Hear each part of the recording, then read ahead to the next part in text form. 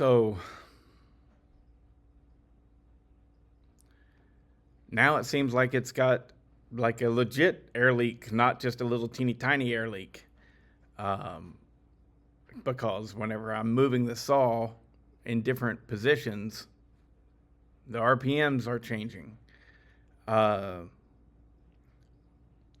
Clearly, the Durco did not work. Some of you folks said that it wouldn't, and that's great. Had to try it.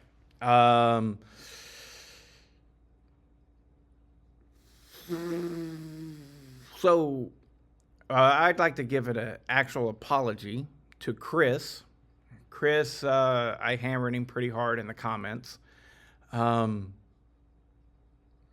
is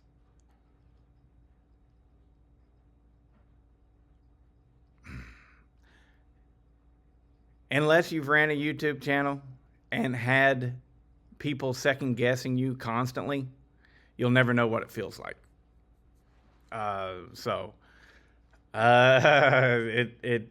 It's not good. And I know that most people are just genuinely trying to help, but it doesn't feel that way whenever it's coming at me. All right? Because most people, instead of pointing out facts or reality or something like that, most people tend to just take guesses and tell me where I am wrong. And, it gets frustrating to have to deal with that. So as a viewer, you should understand what us creators go through, because we put out something and we say, hey, this is what's going on. And then, I don't know, you get 20 people, some of them varying degrees of disrespect, varying degrees. Some of them completely fine and everything, but others, quite disrespectful. And it's like, what?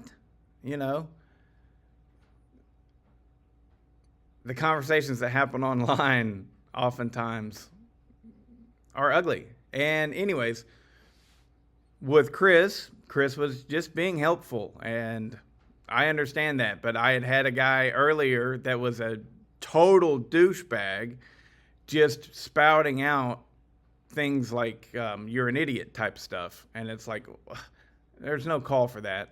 And to be honest and truthful, I took it out on you, Chris. I apologize for that. But anyways, moving on.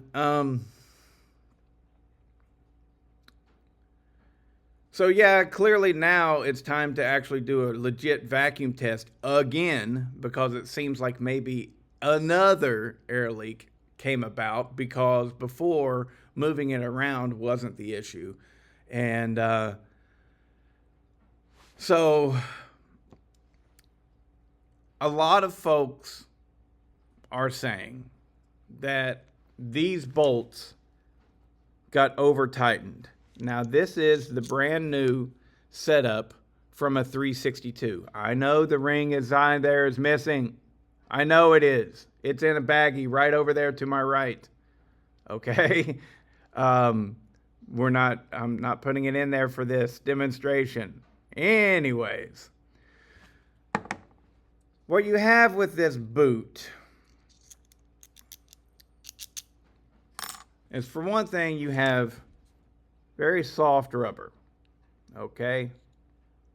Now, for decades, Stihl has been doing some sort of design like this. I get it. That does not mean it's a good design. You can do a lot better than that, and I expect better than that from the most expensive chainsaw manufacturer on the planet. If you think this is the best that Stihl can come up with, then you're just wrong. And I don't care how many years experience you have doing this. Has it worked for them over the years? I guess it has. I don't care. Do you understand that? This is a flawed design that does not leave any room for any type of error.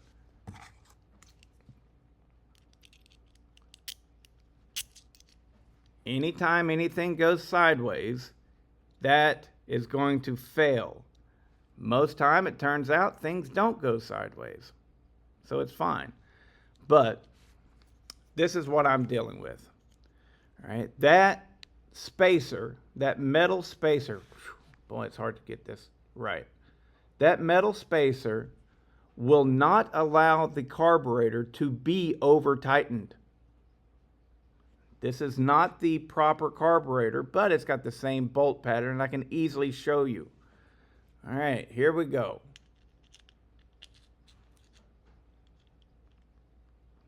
Bada bing, bada boom. Now, with my hands, I can compress that to where it's touching the metal. Do you see that? Of course you do. Of course you see that. All right. Now, once you tighten these up, right, all of the pressure is being put back here. The idea that you could possibly tighten these enough to warp this plastic plate, physics won't even allow it. Okay? Because there's no gap. The more I tighten that, the more it just simply puts pressure directly down to this. It's not a nut, it's just not a flange either. Head that's inside that plastic. Okay. But I am open to the idea that this plastic piece has warped. I'm not unopen to that. However, the physics of this design should not allow for that to be warped. What would have to happen is you would have to have an abundance of material up here or something, and even still, it's plastic. It should go back because you can't warp it more than a few thousandths. So that's not going to permanently damage that plastic piece. And I got to say this because y'all will bitch at me, in my opinion. Okay? However, I do have a brand new piece here, and regardless if that boot will work or not, because it won't, because it turns out a 362 boot is different than a 400 boot. The 400 boot, the hole in there is larger, thus making this entire setup more flimsy. More of an option for that intake to not make a good seal. Okay? So I had a couple thoughts. Number one, the next step is to go ahead and get a new boot, because this 362 ain't gonna work. All right. Do a proper leak down check again, because it's not like it hasn't happened yet. Ethan did it. He checked it multiple times. He could not find an air leak. And that doesn't mean there's not an air leak there. It just means it ain't showing up. And whenever this saw is getting hot, I'm doing those long sustained cuts. It's building up heat. And it is warping. And it's leaking around there. Now, I think that's what's happening. Okay? All right? Maybe it's warming up and it's leaking someplace else. I don't know for sure. But I did have the thought to take this and thin it down by about 10,000ths of an inch. All right? Maybe 20. I don't know. All right? But if I was to thin it down more, then the carburetor would be able to come into contact with that rubber more before it bottoms out. How am I going?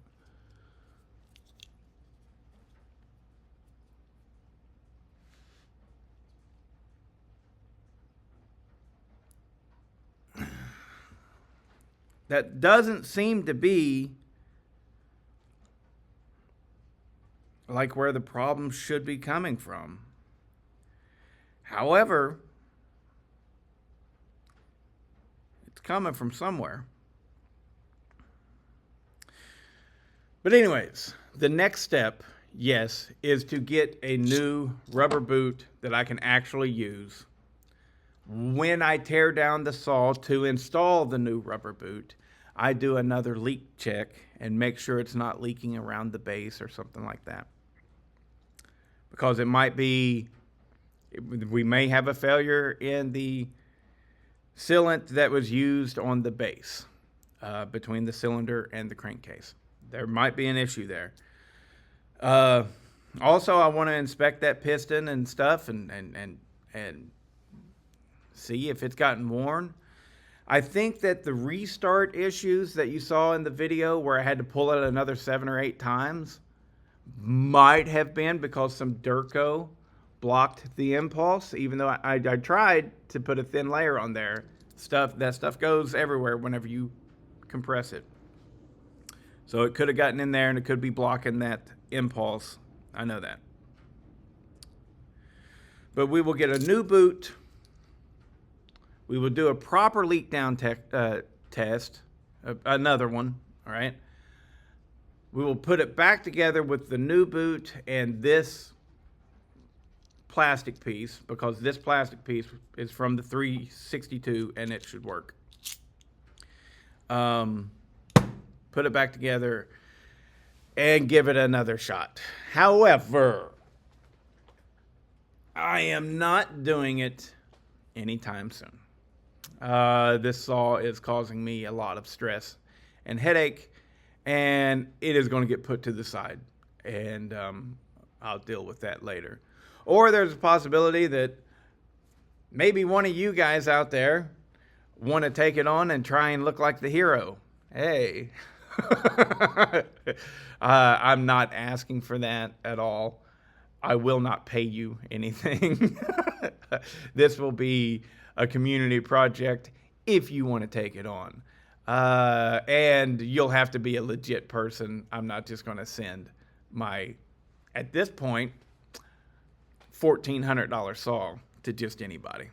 And yeah, some of you viewers are out there, look at this pompous asshole. If you don't like me, fuck off. I am telling you. Super Dave, no, don't volunteer to fix this. You've already done too much for the channel. Damn it. You're too nice. You're too nice of a guy. All right? You're too nice. And I'm not looking for anything. But if somebody wanted to do this and figure it out, I'd send this all to you. You know? Maybe it'd be good for your channel. And yeah, there are things that are over my head. Absolutely. Absolutely. But yeah, I'm extremely frustrated with this damn chainsaw. So a lot of people seem to think that I really hate Stihl chainsaws. There's reasons you think that. I won't deny it. But I do not, in any way. What's going on is, I expect more from the most expensive chainsaws on the fucking planet. That's what's going on. I expect their M-Tronic to work the way that it's supposed to work. I expect them to come up with a reset procedure for said M-Tronic that is not absurd and ridiculously hard to remember and deal with for someone who doesn't mess with that stuff. All right, it's an absolutely nonsensical reset procedure, and I hate it. And I hate Stihl for making it so difficult for no good reason.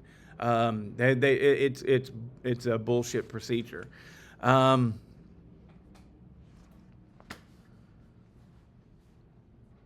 But I don't hate Stihl chainsaws. I've got my 064. Love that thing. That thing runs great. And it is a real powerhouse, and it's awesome. Jeff Seacombe ported it. It's fantastic. All right. I had an 028 that was perfect. It ran awesome. But that was back before I was collecting, and I had replaced it with something better and was like, there's no sense in me keeping it. You know, back then, if I could get, a couple $100 for a saw or something, I was like, I have no need for this, so I sell it. And I'm not a collector. But then truthfully, I became a collector.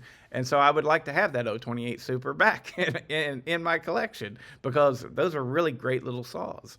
Stihl has made some really great saws. But this one is causing me grief right now. And yeah, one person did say that I have a hard-on for pointing out flaws in Stihl chainsaws. Yeah, that's a fair statement. Yeah. And that's because I hold them to a higher standard, because they're more expensive than anything else. If you're more expensive, then you should be better. Right? Right? You shouldn't have these damn flaws. But here we are, chasing this damn frickin', I'm like a dog chasing my tail. I'm like getting nowhere, chasing this. Ethan was the same. All right. And to put this on me or Ethan is also just nonsensical. Sometimes this shit happens, man. You have a problem and you can't figure it out. And yeah, it's very natural to blame the saw, because that's what's fucking up. I've